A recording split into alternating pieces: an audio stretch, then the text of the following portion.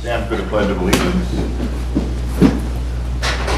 Pledge allegiance to the flag of the United States of America and to the republic for which it stands, one nation, under God, indivisible, with liberty and justice for all.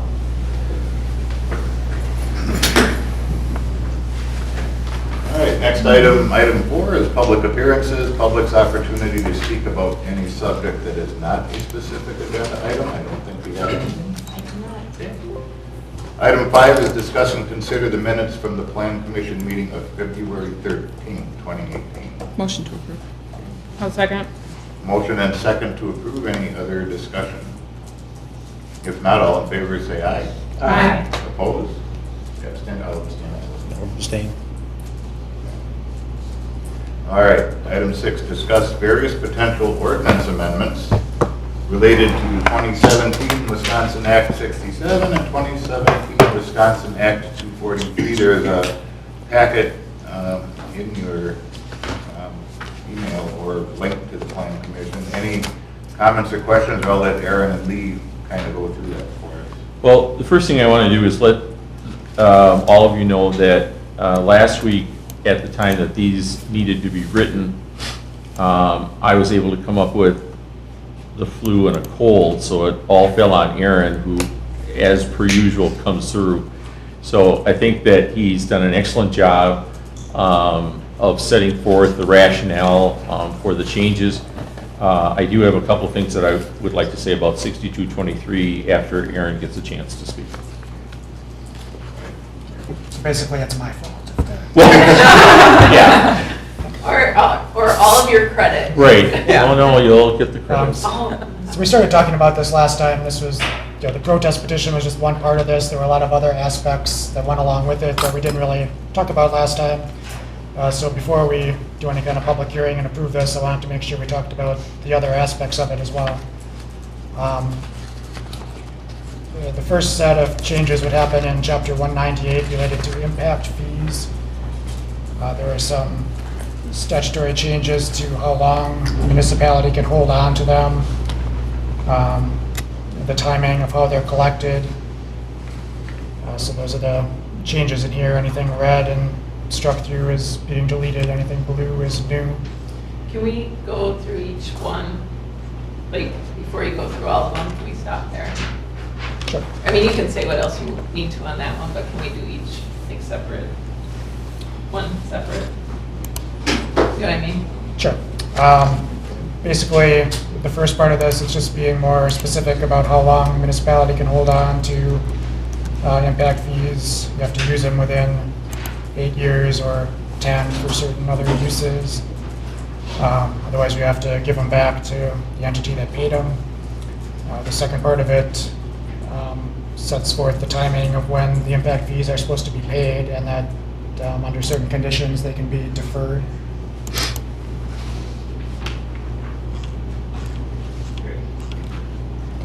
So I had a question, just as far as, and I had talked with Karen a little earlier about this too, as far as, so the impact fees have to be used within 8 years or 10 if there's a little leeway. But, so before we had to use them within 20 years per our statute? Our ordinance didn't really say, it just said a reasonable period of time. Okay, but per state statute, now we have to use them within the 8 to 10 year. Okay, and then, so there's been talk about a traffic impact fee, which is a whole different, thing, but I think that could be hard to use within 8 years, but that's all the questions I have on that. Okay. A traffic is hard to use in 8 years. Is that true? I think so. I think so too.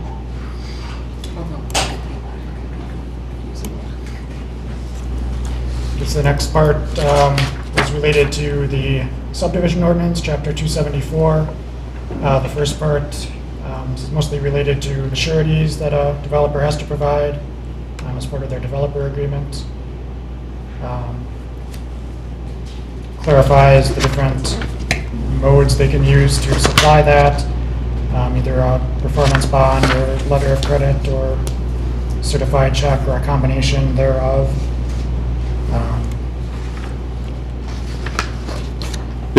This is an example of the legislature making a change without understanding what the change means. We're going through this right now with a developer who, in 37 years, we've always used a letter of credit. It's nice, neat, and we're able to get any amounts that, because of any kind of default or issue with the developer.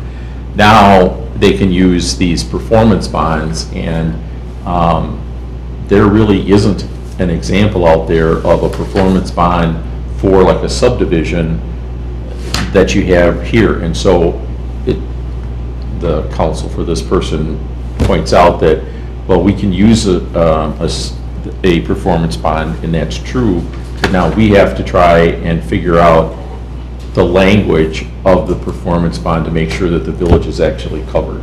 And it's, the big issue is, and the reason that you have a letter of credit or performance bond is to make sure that all work that the developer says they're going to do for, public facilities and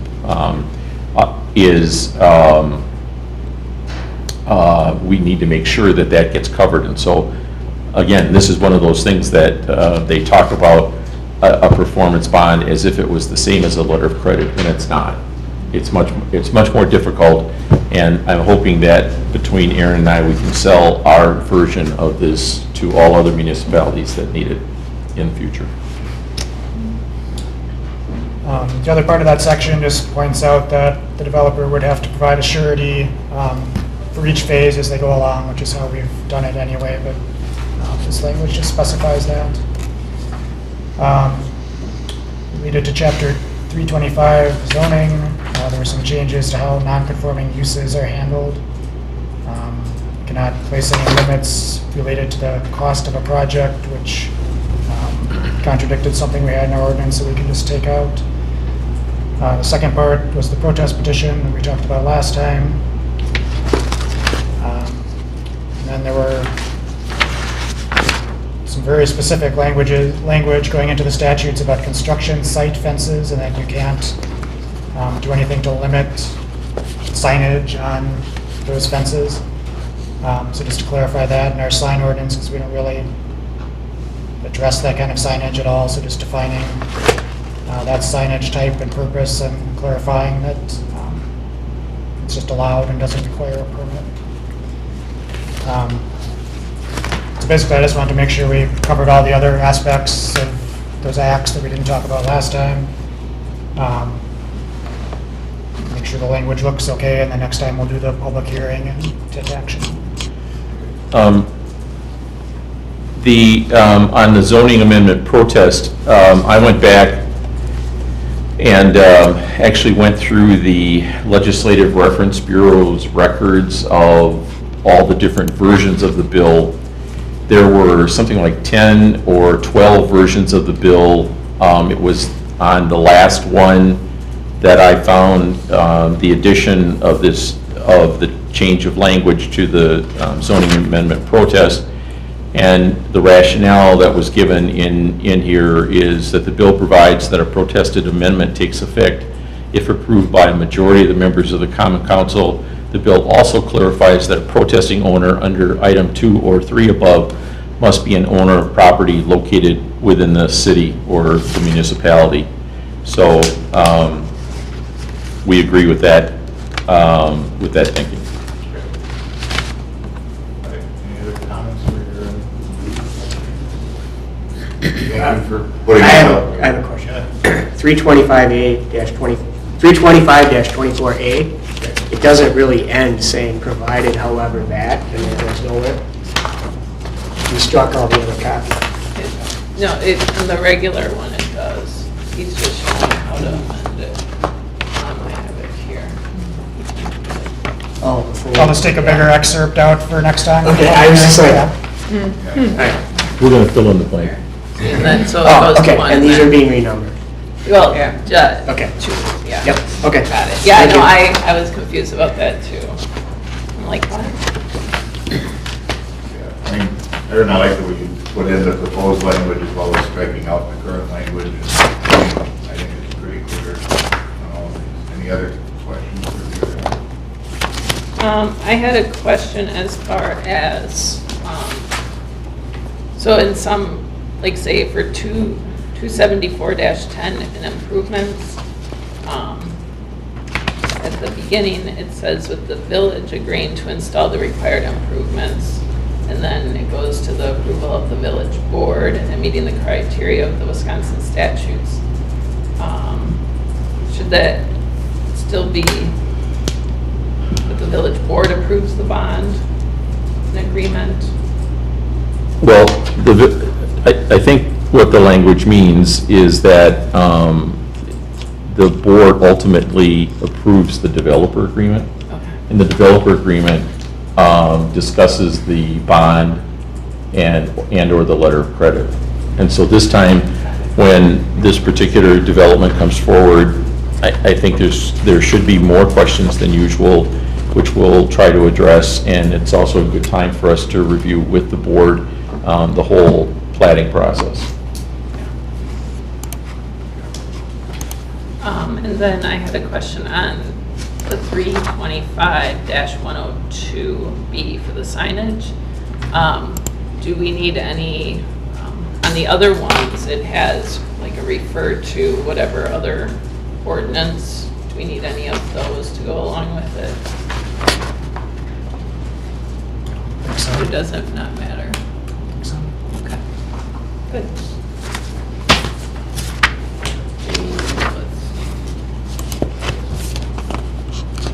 Do you need us to make a motion on any of that, or will you just bring it back next No, month? there's no action for today, just wanted to make sure though. You've seen the language for the other elements that we didn't talk about last time. Did we schedule a public hearing?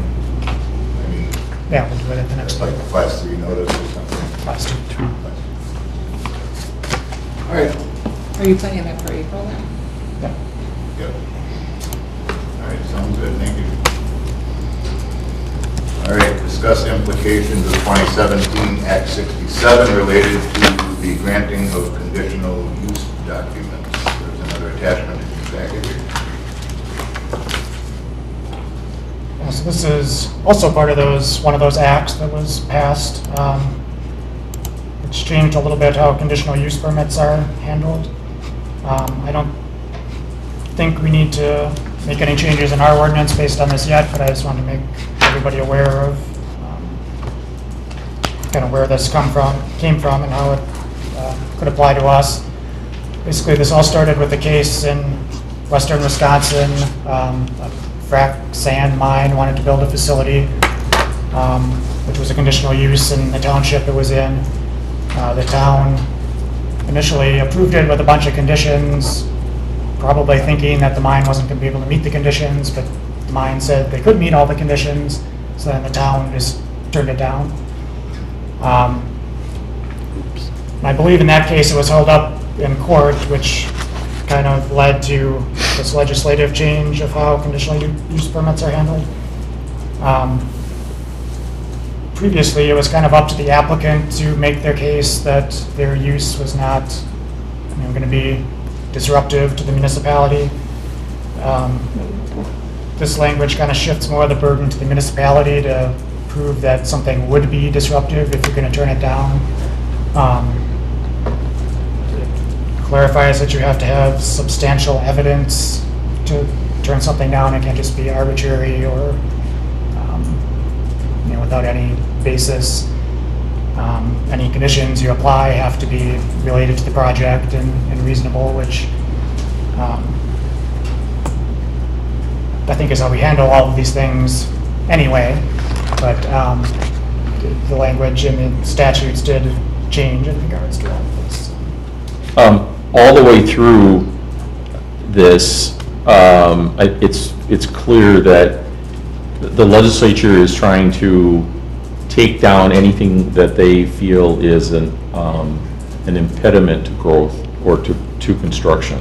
So, I mean, there are changes in here that are pretty dramatic, and it just reflects how the legislature felt they should take action in these different areas. I think municipalities generally had some concerns about certainly this aspect of it, and I would imagine somewhere in the state there will be a lawsuit or two that kind of is based off of this and will help kind of clarify how things are interpreted.